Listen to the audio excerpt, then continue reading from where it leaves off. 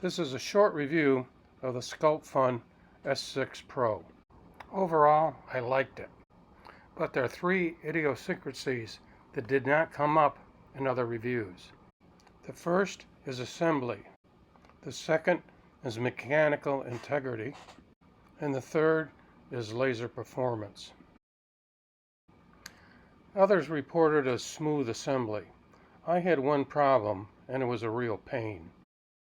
Shown here is a screw and a rectangular nut that secures the belt. The instructions say to put the nut in and twist it into position. I couldn't get that to work. It was too tight of a fit. I had to disassemble the corners and shove the nuts in from the side. And this made getting the tension on the belts more difficult than it should have been. Next, let's look at the mechanical integrity. As other reviewers noted, the outside frame is indeed quite stiff. The gantry is not nearly as robust. Let's take a look. Let's move the phone around so we can look at the X direction. As you can see, with very little pressure, the laser head wiggles back and forth. I'm exerting very little pressure here.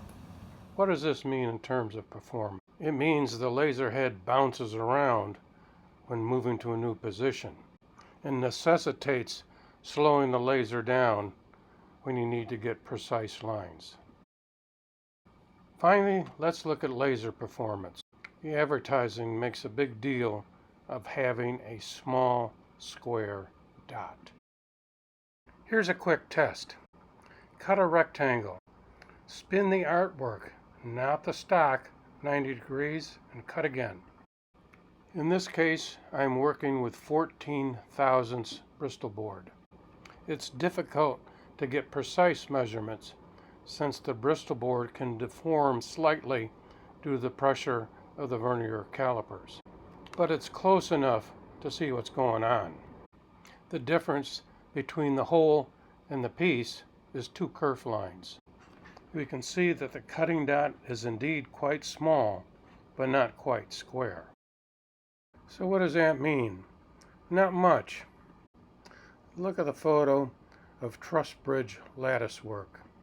There's a small, medium, and large of the same design. The left half of each pair is the vertical cut, and the right half of each pair is the horizontal cut. Can you see a difference? Overall, this is a very good machine, and I would buy it again. The assembly problem is a one-time event, and when it's over, it's over. The head wobble can be overcome by speed or the way you lay out your design.